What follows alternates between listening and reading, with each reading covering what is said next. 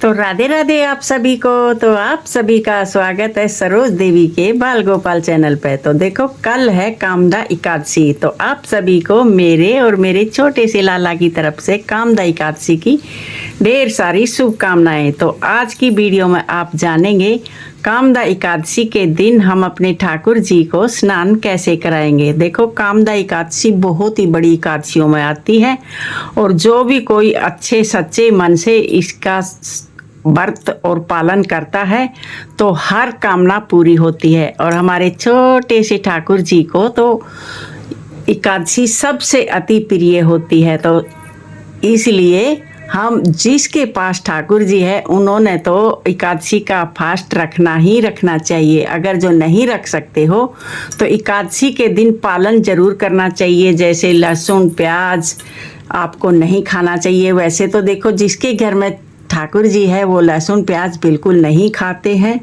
और मान लो भाई कोई मजबूरी है आप खा भी रहे हो तो एकादशी के दिन बिल्कुल भी आपने नहीं खाना है। तो भी आप अच्छे तरीके से इसका नियम पालन कर लेते हो तो भी आपको व्रत का फल प्राप्त हो जाता है। तो हम एकादशी के दिन कामदा एकादशी के दिन सुबह सवेरे अपने ठाकुर जी को उठा लेंगे जैसे हम डेली उठाते हैं। और जैसे दूध और जल का हम भोग लगाते हैं उसी प्रकार हम अपने ठाकुर जी को डेली जैसे करवाते वैसे भोग भी लगा देंगे। और भोग लगाने के बाद हम अपने हमारे ठाकुर जी भोग ग्रहण करते हैं इतने हम कर लेते हैं स्नान की तैयारी। तो इस प्रकार हम अपने ठाकुर जी को स्नान कराएंगे। तो अभी चलो मैं आपको ठाकुर जी का मेरे का छोटे से लाला का मैं स्नान करवा के दिखाती हूँ। मैं एकादशी के दिन मेरे ठाकुर जी का स्नान कैसे करवाती हूँ।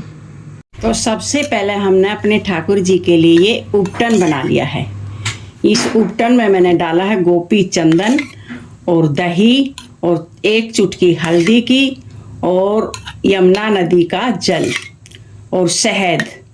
तो ये पंचामृत भी और ये उपटन भी, ये दोनों चीज ही बनके तैयार हो जाती है। और इससे हमारे ठाकुर जी चमक भी जाते हैं और मतलब सारी चीजें हमारे ठाकुर जी के लिए प्रिय भी है ये।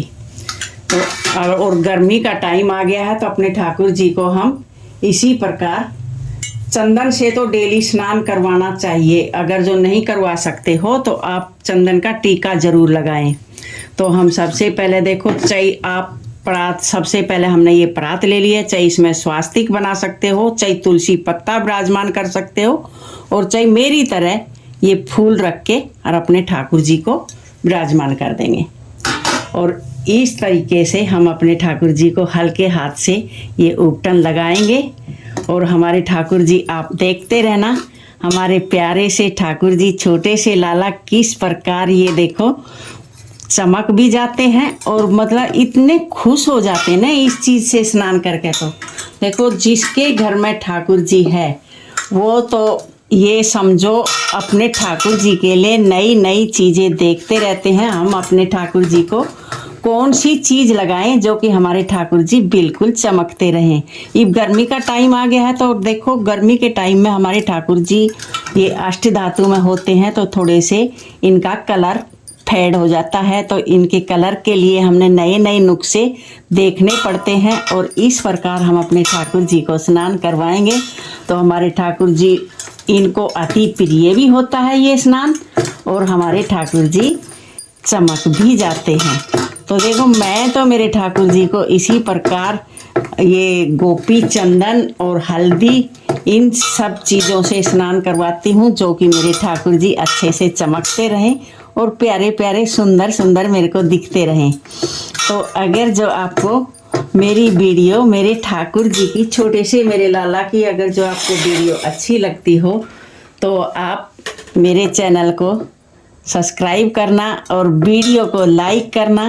और ऐसी ऐसी वीडियो देखने के लिए मेरे चैनल पे सारी चीज़ों की वीडियो डालती हूँ मैं, भोग की भी और स्नान की भी और भाई दूसरा मैं वैसी सेवा की भी, हर तरह की मेरे चैनल पर आपको वीडियो मिल जाएगी। मैं मेरे ठाकुर जी के साथ देखो मेरे प्यारे से ठाकुर जी कितने मतलब इतने खुश हो रहे हैं बहुत ज़्यादा।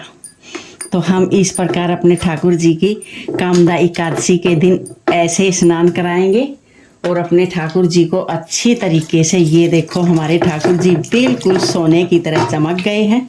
आप देख सकते हो बिल्कुल सोने की तरह चमक गए हैं। और इस आपको ये वीडियो अच्छी लगे तो लाइक करना, चैनल को सब्सक्राइब करना। फिर मिलते हैं एक नए टॉपिक के साथ, नई वीडियो के साथ और मेरे प्यारे से लाला के साथ। राधे राधे, जय श्री कृष्णा।